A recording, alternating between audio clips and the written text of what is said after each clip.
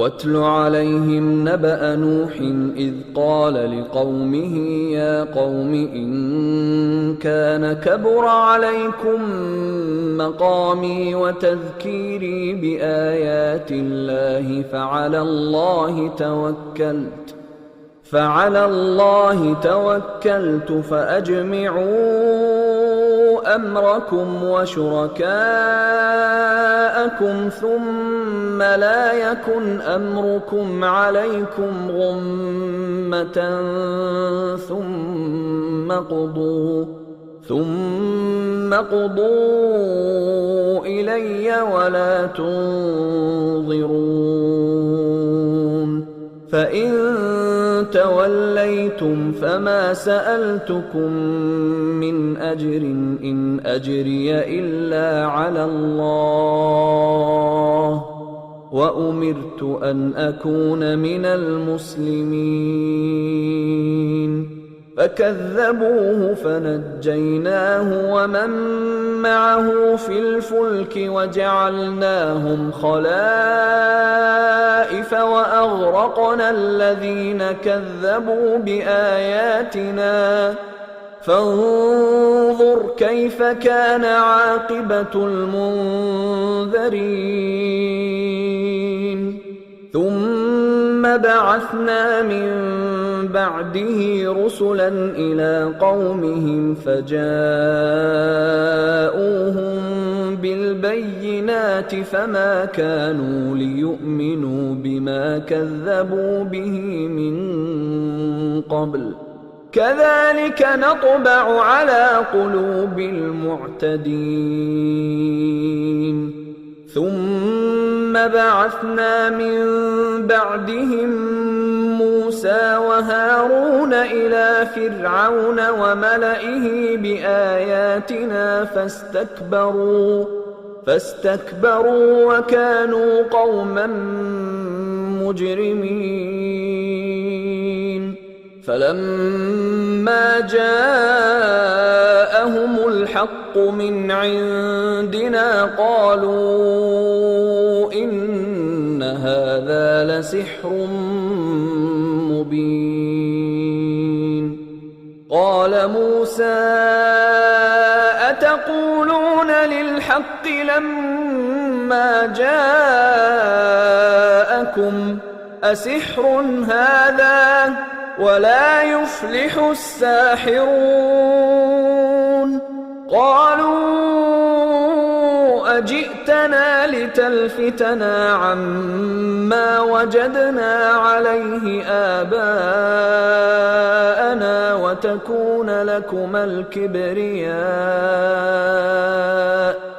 وتكون لكما الكبرياء في الأرض وما نحن لكما بمؤمنين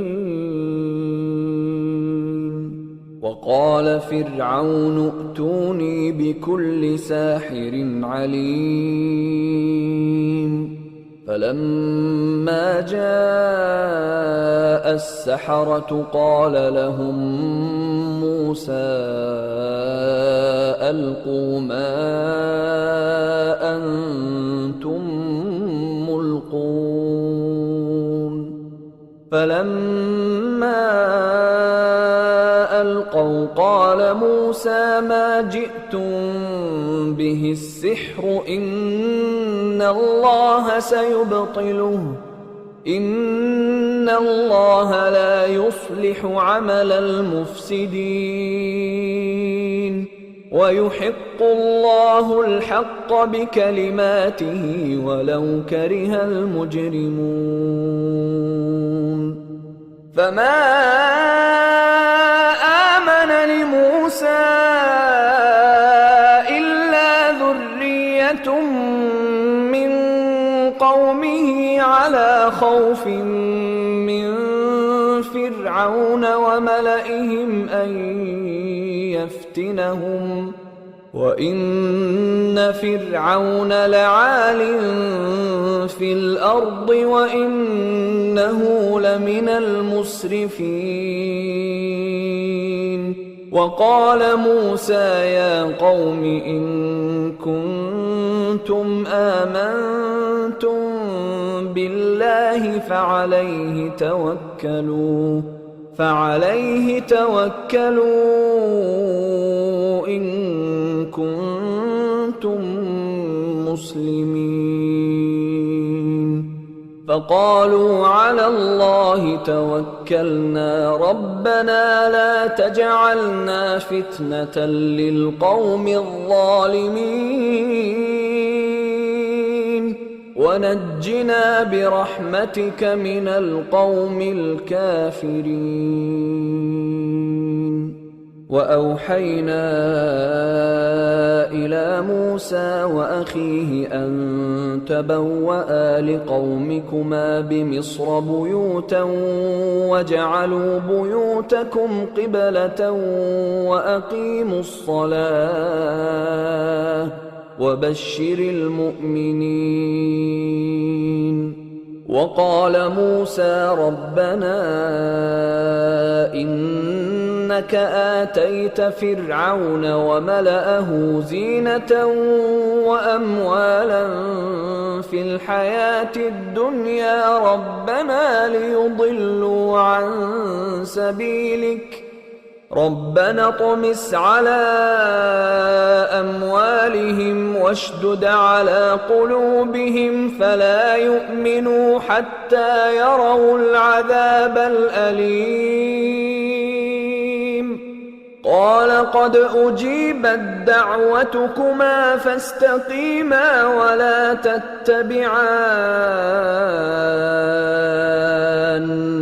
سبيل الذين لا يعلمون. وجاوزنا ببني إسرائيل البحر فأتبعهم فرعون وجنوده بغيا وعدوا حتى إذا أدركه الغرق قال آمنت أنه لا إله إلا الذي آمنت به بنو إسرائيل وأنا من المسلمين.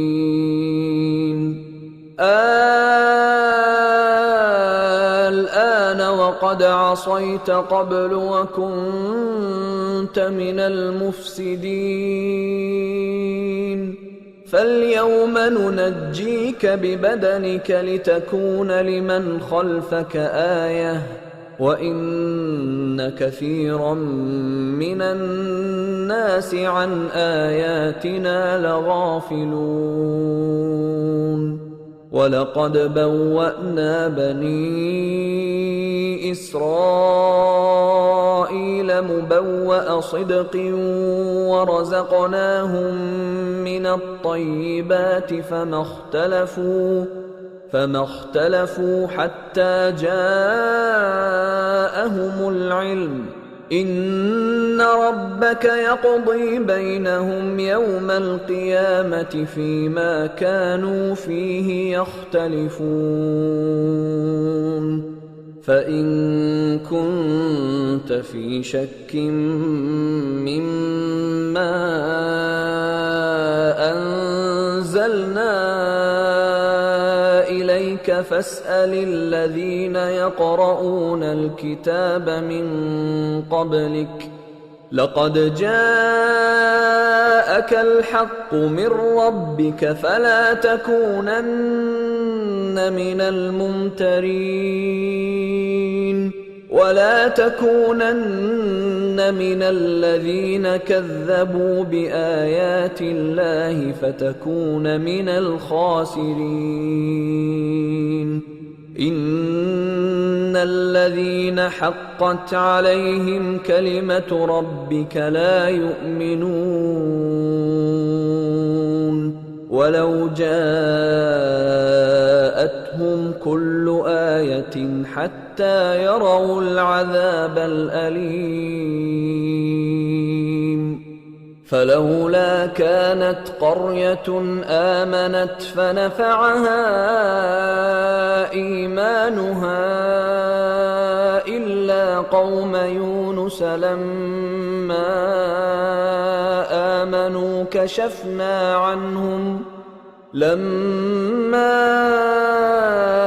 آمنوا كشفنا عنهم عذاب الخزي في الحياة الدنيا ومتعناهم إلى حين ولو شاء ربك لآمن من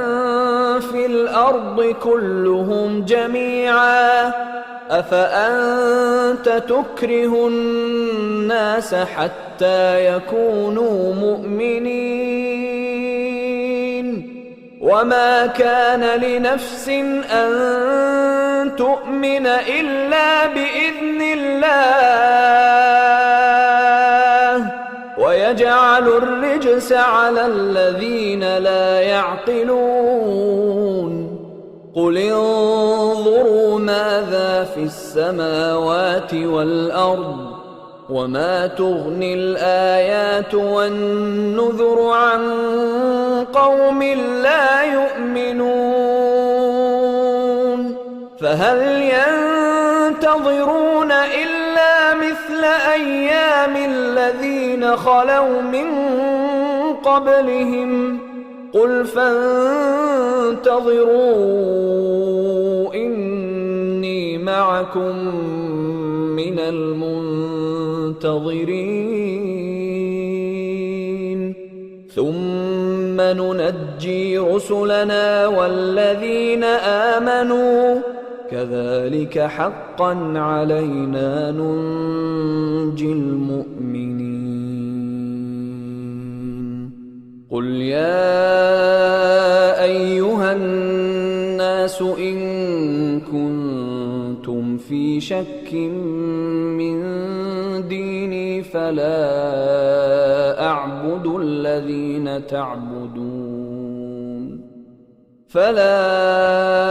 أعبد الذين تعبدون من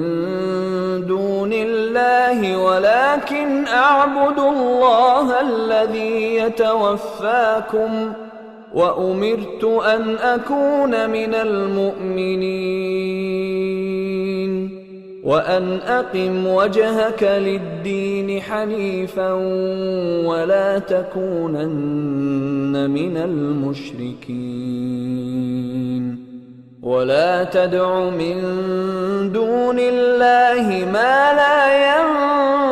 ينفعك ولا يضرك فإن فعلت فإنك إذا من الظالمين وإن يمسسك الله بضر فلا كاشف له إلا هو وإن يردك بخير فلا راد لفضله يصيب به من يشاء من عباده وهو الغفور الرحيم قل يا أيها الناس قد جاءكم الحق من ربكم فمن اهتدى فإنما يهتدي لنفسه ومن ضل فإنما يضل عليها وما أنا عليكم بوكيل واتبع ما يوحى إليك واصبر حتى يحكم الله وهو خير الحاكمين